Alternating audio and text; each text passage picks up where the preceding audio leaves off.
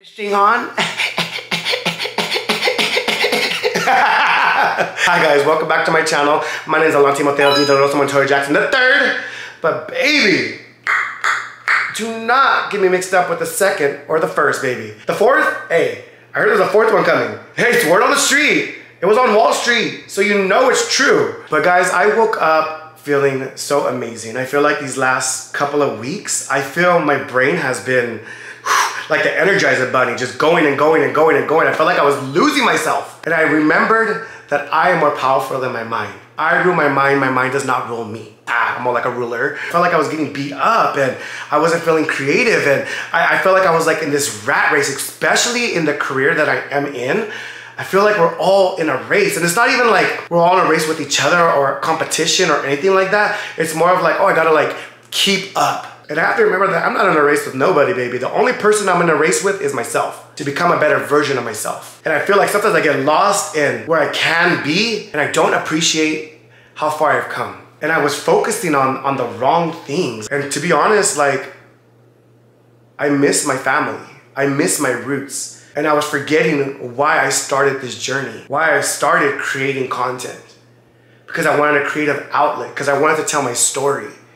I wanted to entertain and make you laugh. These last couple of weeks, I was turning on the camera and I felt like it was giving me so much anxiety and so much pressure that social media gives you. And it's supposed to be fun. And I honestly feel like God was giving me signs. He was saying, hey, I'm giving you these stepping stones to your next part of your life, but you're asking for a boulder. I was so in my head and so caught up of like feeling like I was a hamster on a wheel, like next, next, next, next, and trying to elevate yourself as a creator and elevate yourself as a person, all while trying to balance your relationship and friendships and family, that I felt like I was prioritizing my career. And I know you have to make some sacrifices in order to better yourself, but at what cost? I feel like I was losing touch with my family. I feel like I was losing touch with my friends. I feel like I was losing touch with my relationship. And the scariest part, I felt like I was losing touch of reality, of myself. And I'm so glad that I'm able to pull myself out of that rut, to check myself. And it's time to focus on things that make me happy again. I feel like right now that's the best thing I can do. So guys,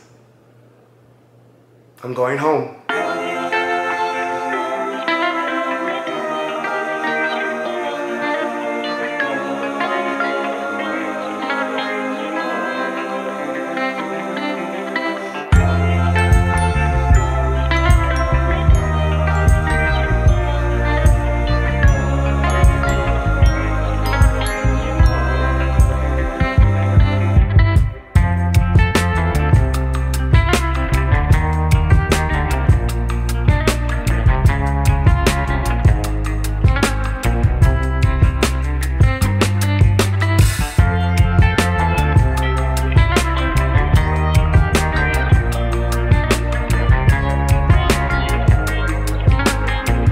Fun fact about this little hall that leads to my room where I grew up at is that everybody is always scared of this hall because it's like long or whatever, but it's like really dark, and at the end is like a mirror right here. They always think that there's somebody at the end of the hall, but it's just a reflection. If I saw your reflection too, bitch, I would be scared too, mama.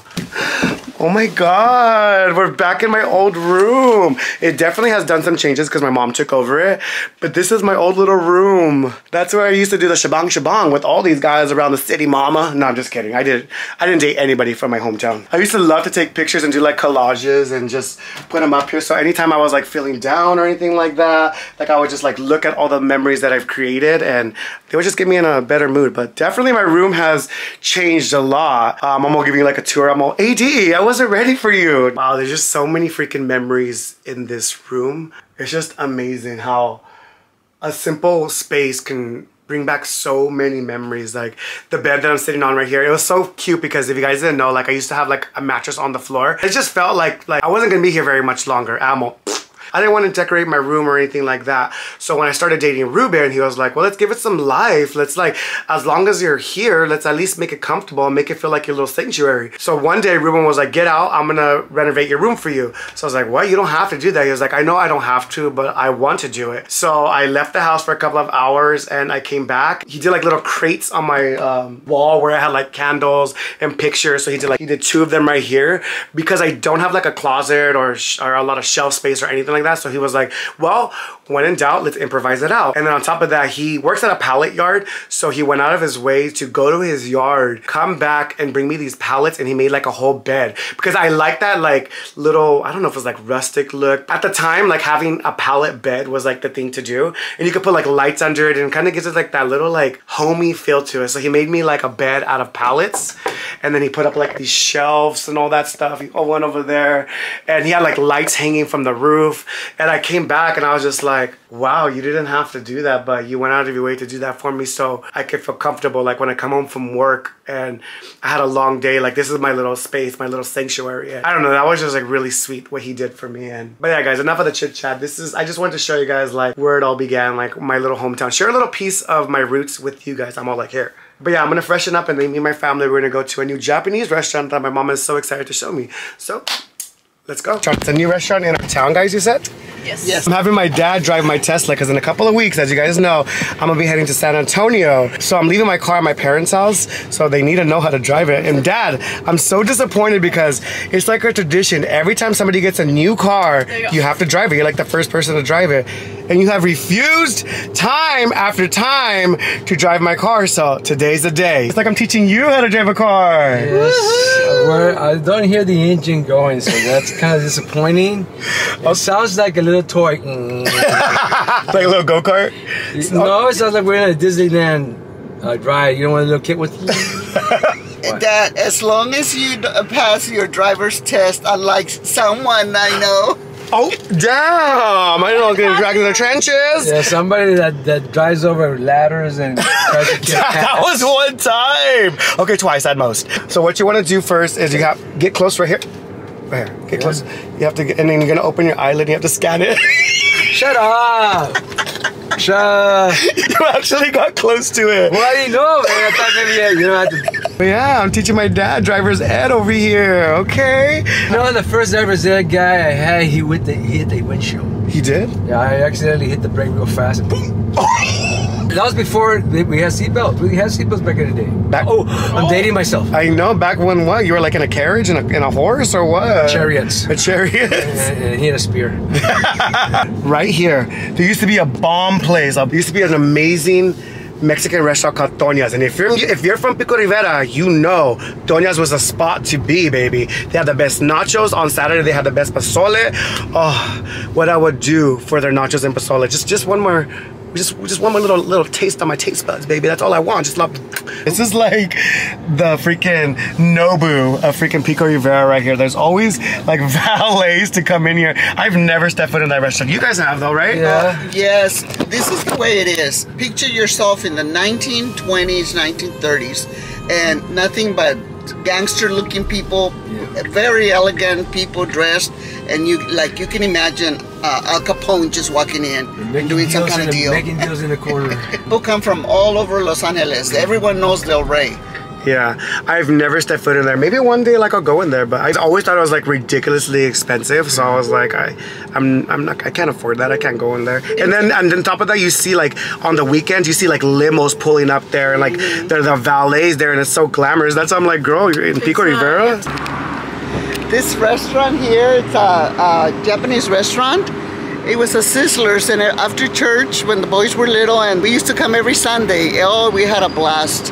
We had a blast. The only place that beat this place as far as popularity was Shakey's. Yeah.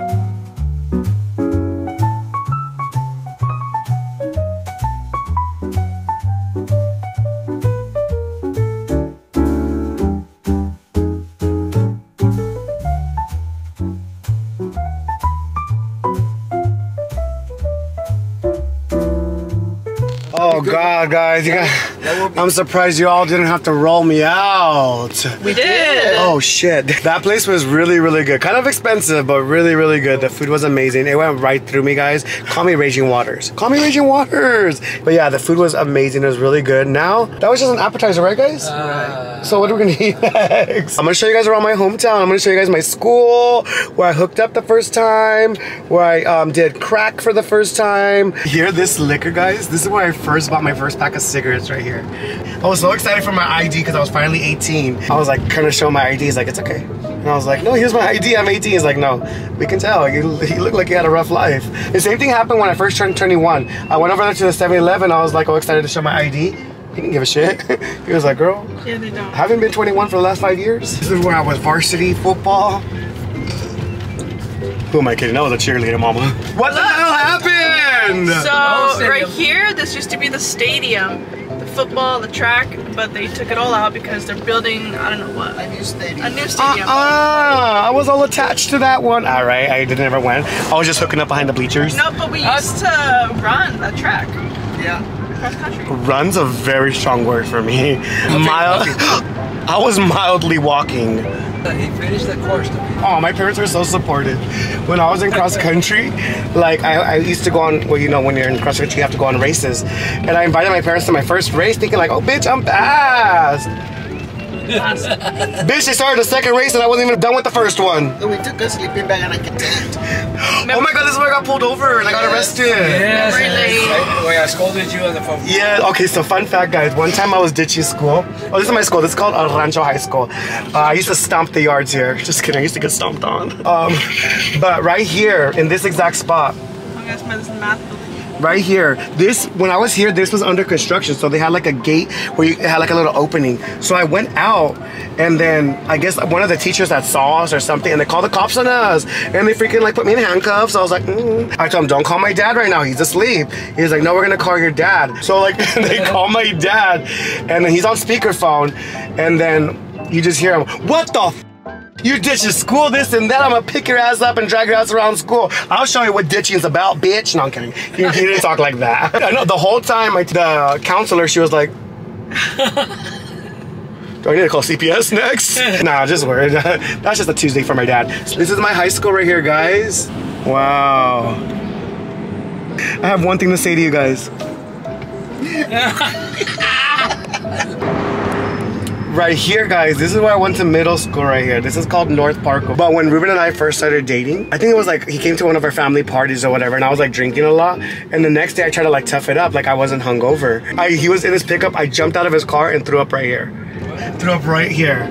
Every time we passed by that, like Ruben was like, do you need to get out? And I was like, why? He was like, because remember when he jumped out of my pickup? In the middle of traffic, like it wasn't even a red light. I just jumped out of his car. You guys getting to know the whole little baby Alantimoteov Jackson III. This is the road that you go to the famous cruise dairy. It has been here for like, I think Jesus used to go here, to be honest. But what you do is you drive up to right here, and then you don't have to get off your car. You can if you want to. You drive up right here and they'll come to your car and give you whatever you want. You just order right there. And then, Gels, remember this story? Well, the one I remember first is Alan taught me how to, I think he was teaching me how to reverse park. Yes. And he was doing like, all these extra like little, you have to do this and that and this and that. He was teaching me in his Elantra. Yeah. The old car. Oh, R.I.P. Rest in peace. Which other one? The one where the car didn't start.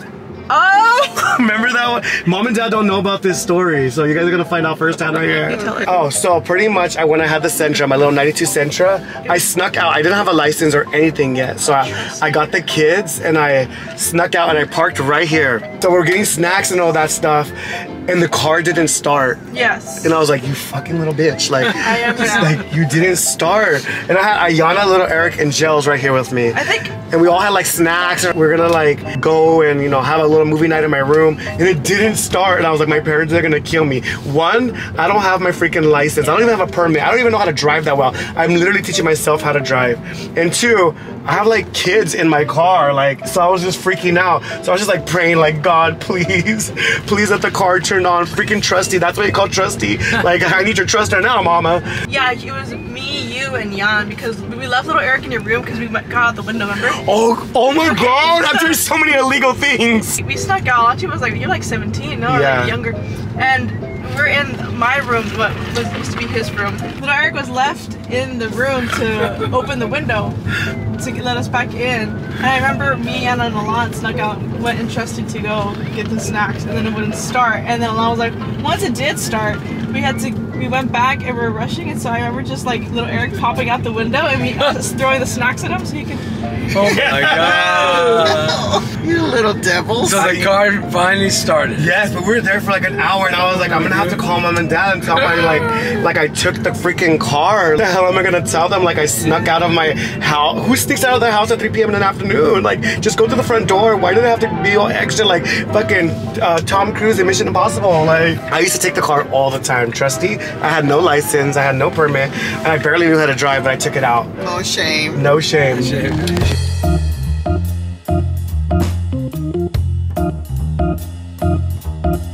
Yes, that's her car, Mom. I was gonna go into that one. It's like, because it's a Tesla. I know, I thought it was your car. It's like, wait a minute, what's going on here? Bag is secure, guys. My God, my mom is a little charmer. Well, guess what he told me about the coco? Tell me all about a woman. He said that a lot of people come from all over to buy the coconut water. And that they drink it, and they tell them that when they get home, they're not hungry because there's so many vitamins, it takes away their hunger. Oh shit, is this a new Ozempic? I'm down.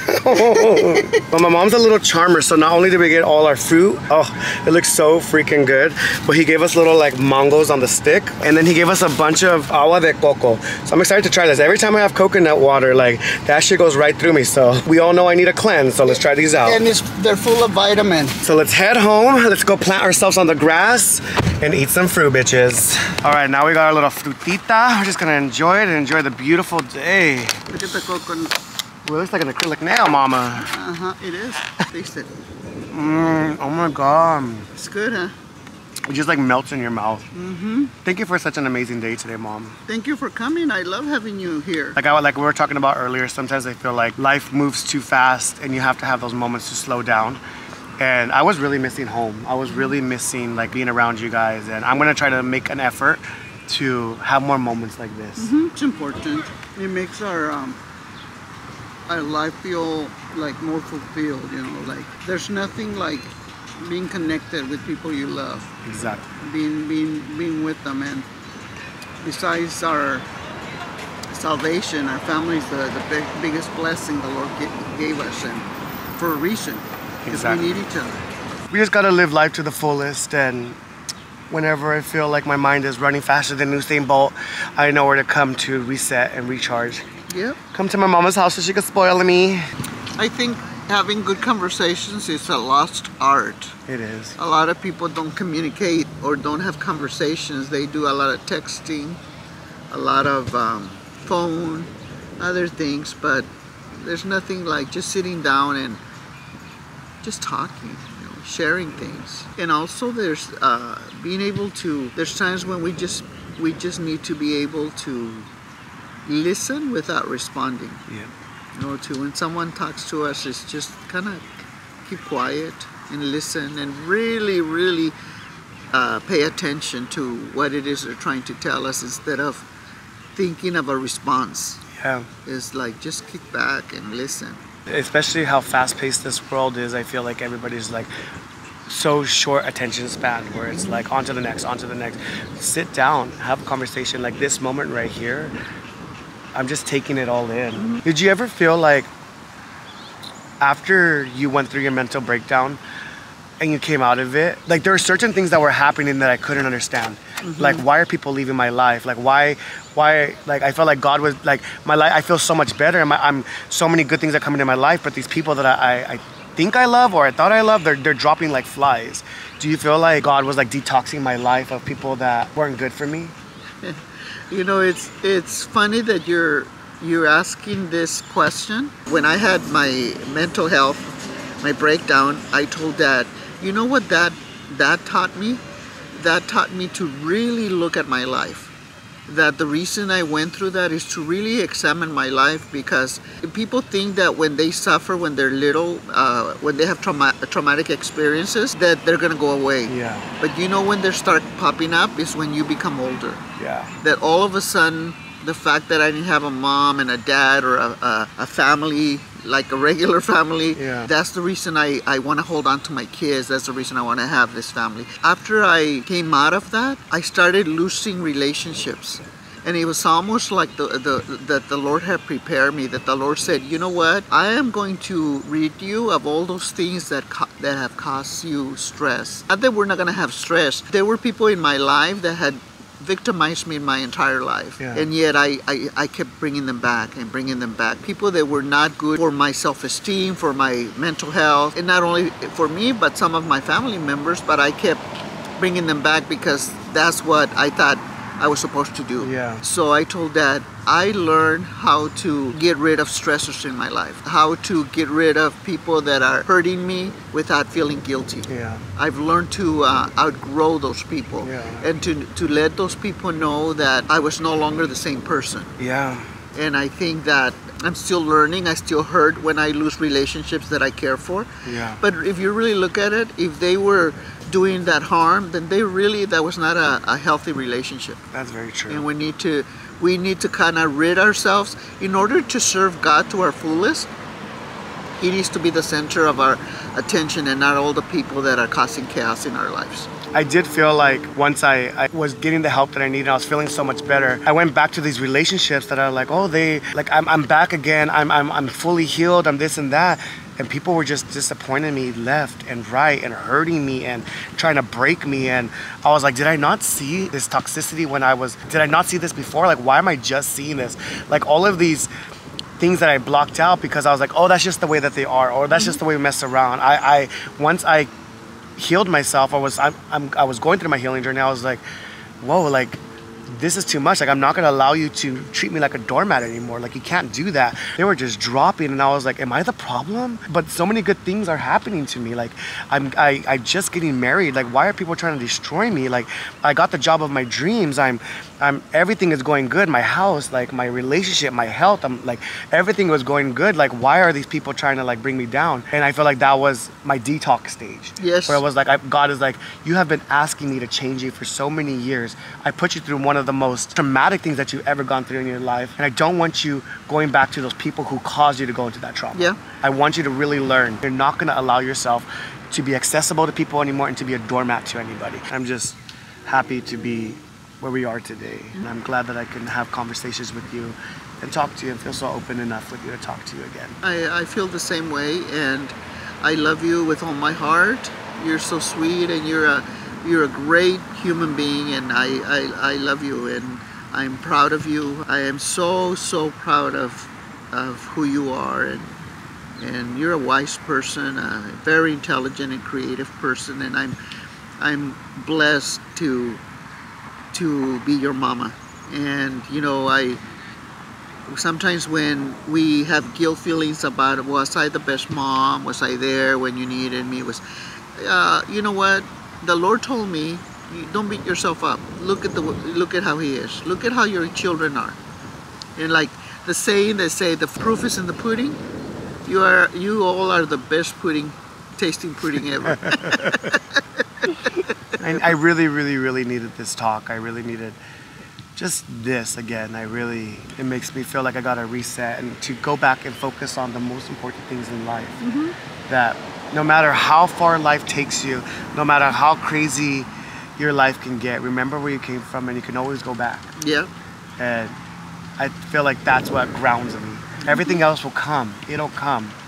But just have fun with life. Life is supposed to be fun. It's supposed to be adventure. It's supposed to be learning every day. But just have fun along the way. But hold on to the memories that you create along the way as well too. Because those are what's going to keep you sane. Yes, yes. And also show gratitude. Yeah. Gratitude takes us a long way when we take time to show gratitude for what we have and appreciate the blessings that we have been given. Exactly. And because we are very fortunate, and just start the day by saying, I'm grateful for this new day. I'm grateful for the little flowers that were, you know, whatever it is, show gratitude. And when you start your day showing gratitude and thanking the Lord for the blessings, man, your whole day is going to be full of joy. I know that's right. I love you, Mama. I love you too. Guys, one of my friends is here. Oh my God, I haven't seen them in so freaking long. So this is my friend Jeanette. We actually worked together back when we were in our teens, and we've been friends like ever since. I met her at Payless. R.I.P. bitch. Yeah. Oh my God, I miss you so We're all like a couple now. I know, right? It's been forever. I know. Oh my gosh, so I was just telling them how we've been friends for so long. We met at freaking Payless. Oh my god, I know. Oh my god, it's been so long, and we were selling little shoes with people's smelly feet, and we were selling we were selling no-shows 2 for $5, right? Remember? Yes. We had to do the bundles. And Good to see you. It's been such a long time. God, I know. I'm so excited to see you guys. We're movie stars. I know, right? That's the only reason I came. dude, time just freaking flies. Like, we're already over here, like, in our 80s, and we look pretty darn good. Right? I think we do. How's everyone doing? It's been so long. I haven't been in Alan's parents' house in like years. I remember the last time that we shot a video here. When was that time that we shot a video here? Right? Yeah, we did a makeup video. Oh and my god, that was so much fun. Oh my god, that was like back in like 2016. I think you were like one of my first people that I collabed with. Right? Yeah, I was like, dude, I'm fucking down. Like, I knew you were gonna become something. Like, I was like, you know what? I'm gonna support his ass. Because I need him to take care of me when I'm older. Like 10 years from now, like, yeah, like I'm gonna need someone to support my ass. So. But cheers. Cheers. Oh, I missed you. To our friendship, Yeah. to our secret love life that we have together. Yeah, for sure. Ma'am, there's no flash photography on this ride. Oh, sorry. This is Splash Mountain, Mama. Oh, I was not aware. I'm sorry. So the third party of our 3 amigos is finally here. I just made up that name for us. I love it though. Hi. I know. Green Bex. Bitch, where are you? I saw the elotera and I don't want to figure out. We're all finally together again. Yo, let's What get is so nice? Wherever it is. It's my BO. I missed you so much, bitch. Spiderweb right there. Bitch. Oh my god. Was it spiderweb or fucking little? She's so freaking Knott's Berry Farm. Let's get a Slender Man over here. Bitch, we got roaches up in this bitch. We gotta kill these roaches. Hey, I'm a butterfly, right? Girl, you look like a roach from behind. I'm a butterfly. You put some bug spray on you? Oh, yes. Hey, hold on. Spray the shit out of that roach right there. Another roach up in this bitch. Who's been teaching her to roast? Jeanette used to be the punching bag. What the hell? Hey, what? Now we're the bags that she's punching. Wait, what? That used to be the punching bag. Now you're the fist, bitch. Oh my god. Yeah, bitch, it's tequila and orange soda. Do you want something else? So let me get a Probably done it separate, like take the shot and then the chaser. Damn, you're so smart. Okay, I guess. Damn. You gotta teach us that for sure. You gotta, Bitch, it's not that hard, baby. Just take the shot. Like she has to go to school. First, you pick up the cup. Then you put it to your lips, and you want to do an adjacent back tilt.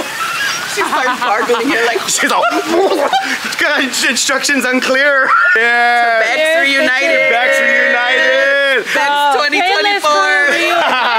I saw your mom walking by all chill, and we're over here just fucking turning up. All right, we're gonna do one more shot, and then we're gonna get into the story. I feel like we're just spilling a bunch of cheese in here. We're gonna get into the story of when they thought Kat was stealing, and I had your back 100%, bitch. You cannot say I didn't. No, yeah. But I mean, there was also proof that I wasn't. Yeah. There was also proof that I wasn't. And also, like, I pick up on vibes on when someone's a thief, and like I hung out with a bunch of thieves. Right?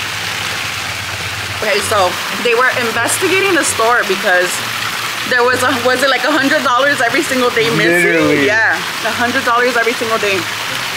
And I just heard around the grapevine that the manager was suspecting me. I knew these bitches had my back. Yeah. But what really saved me was the fact that there was money missing on days that I didn't show up. Yes. So it was impossible for it to be me. And then we remembered one time, this coworker named Christine. We'll call her C. We'll call her C. Okay, C. Just in case she does see this. C was a new coworker, and I remember the manager loved her. I remember one time she came into the store and she's like, oh my God, I just found $100. And we started putting it together that it was this bitch. And one day we saw that corporate came and talked to her and she walked out crying. Well, turns out this bitch was sticking $100 in her boots. Walking away with money in her boots and shit. Yes. Our manager was like, I think it's Kat. And I was like, I don't think it's her. Like, I just don't get the vibe that she would steal. She was like, because Kat was also pregnant at the time and Kat was buying like cribs and stuff like that. And I was like, I don't think it's her. But I do remember C pulling out hundreds from her from her boot. I remember seeing her. Fucking bitch. Oh, so that's where the money on the boot came. Yes. I told her I saw her pull 100 out of her boot. And who carries like 100 in their boot? And especially when you bring a purse every day. Like, why would you put it in your boot? So she ended up stealing like, I think it was like 5,000. It was in the thousands. Yeah. It was under 10, but it was over 1. I don't know if I told you guys, but after she got caught, she came in the store and she had a pair of shoes that I believe she may have stolen. But she didn't have a receipt. Oh my God. And I didn't know what to do. There was nobody else at the store. I was like, should I give her the refund? And I essentially processed it like a return with no receipt. And she put her name, all her info and everything. And I don't know if that was a dumb idea on both of our part, but who cares? We don't work there anymore, bitch. You brought this? I brought a 1950 speaker right here. Okay. It sounds like freaking. Trying to connect. was playing that shit. Trying to make it work. Bitch, do you have to wind it up? Your parents are probably watching. I was like, what the f are they doing? Texted you guys that I'm like moving back. You guys are so excited. Oh, yeah. That's what I thought you were trying to say, you piece of shit. I really thought you were moving back. I was like, oh my God, he has like all these plans already. Now that he's back, we're gonna be it up together. All you gotta do is invite me, bitch. Okay, no, but I mean, having you here, like locally, like it's different, you know? Okay, can we promise each other at least once or twice a month to please hang out? I am fucking there for sure. Okay, let me try to figure out this Fallout speaker. Jeanette, I think we have to plug it. I literally made a whole mission over here. It's your turn. Go fucking drag it over there. No, drag it, Jeanette. It wasn't plugged in. Dude, He probably unplugged it before he went in. ¿Dónde está Uber? A ver, ¿dónde está? Freaking abuelita carrying my conchas over here. Carrying her brain cells in the car. For sure I got more than you, bitch. That one hurt. I know, because I dropped out of Rio Hondo. I got my master's, bitch. Nah, just Dropped out of Rio. kidding. Bitch, Cal started lay over here, right? Bitch, I'm saying I dropped out of Rio Hondo, bitch. Oh, it was you? Yes, that's sad. Huh? I couldn't even. Ooh, that hurt. Damn, you don't try to burn me off my own burn. Oh, adding salt to my wound.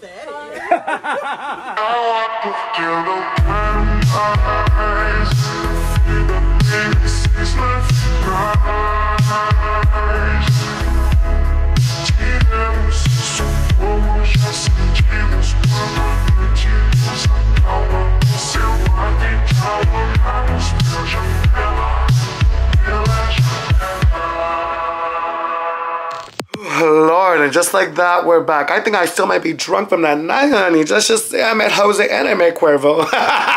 Just kidding, I don't drink Jose Cuervo. Like, I don't think I've ever had Jose Cuervo. Bitch, I go into a whole biography of like why I don't like Jose Cuervo. Well, let's bring it back to that one time in Mykonos when I showed my tits to a camel. And I know earlier in the video when I was all curled up in a snug in this 112 degrees weather, I said I wanted to go home and I wanted to be with people that made me feel like home. And home is just that. Home is not necessarily a place. Home is with people. Like Ruben is my home. My family is my home. My friends who know me from, you know, my teenage years, from my little youngling when I was a little wee lad, those are my home. My home is always expanding, just like my hole. What I mean by that is like the friends that I've met now to this day. I'm so honored to be surrounded around such amazing people who make me feel like home. The main reason why I did this video is because I wanted to go back and focus on the important things in life. And life should not be that hard. And I should not be stressing over minute situations. Yeah, life gets hard at times, but you know what? Just like there's hard times, there's a lot of good times. So hold on to those. We focus on sometimes the wrong things in life, of making money and working to be as successful as possible. What defines success? I could be a millionaire, a billionaire, a quadrillionaire, a bajillionaire. I could be like the most unhappy person that is, and I'm gonna be on my deathbed and thinking like, what the hell did I work for? Or I could focus on the real success in life. Taking care of yourself, you know, hanging out with those that love you. I was growing to do the best that I could possibly be while I'm here. Be the best version I could possibly be while I'm here. And that's it. Life goes so fast, and the last thing you need to do is put it on fast forward and stress out about minute situations. Like me and my friend were joking about, like I still remember when we were 18 and 19 year old, like at our little Payless job putting freaking shoes on people's smelly ass feet. Do I remember all the situations that we did when we worked? No, but you know what I do remember? All the amazing memories that I have with her. That's what I remember. So that's what I'm saying. Like when you're on your deathbed, you're not gonna remember like, oh yeah, I was like the top seller at this, and I was the hardest worker, you know, all my coworkers, this, I was a millionaire. I invested in this many stocks. You're not gonna remember any of that shit. Yeah, it may be a little bit of importance in your life, but it's not your life. When you're on your deathbed, you're gonna remember the good times. You're gonna remember all the laughs you had, all the trips that you took with the loved ones, and how you did the best that you could while you were here. Yeah, guys, that's all I got for you today. I love you guys from the bottom of my heart. And remember, don't take life too seriously. Life isn't about where you end up at. Life is about the journey along the way. There's gonna be some hard times, but try to outweigh them with the good times and make as many memories as you can, have as many laughs as you can. And I love that I got to share this little part of my life with you guys, my family and my hometown friends, because they honestly knew me when I was just a little tadpole, and now like seeing us all thriving and accomplishing, it just makes me so freaking happy. Yeah, I love you guys from the bottom of my heart. Thank you for always supporting me in all my videos, and I love that I built a community, like I said, that not only supports me on my highs, but I'm able to be vulnerable with you guys, and you guys accept me, because sometimes it makes me feel like I'm not alone. Like you guys understand the stresses that I go through, whatever it is, life hits me. I feel like I could be vocal with you guys and share that part of my life with you. All right, guys, I'll see you guys in the next one. I'm turning up in San Antonio. Hey, you're not ready for that one. You're not ready for that one. Make sure you take your motion sickness pills, bitch, because it's a roller coaster. Until then, guys, have an amazing day. Bye, guys.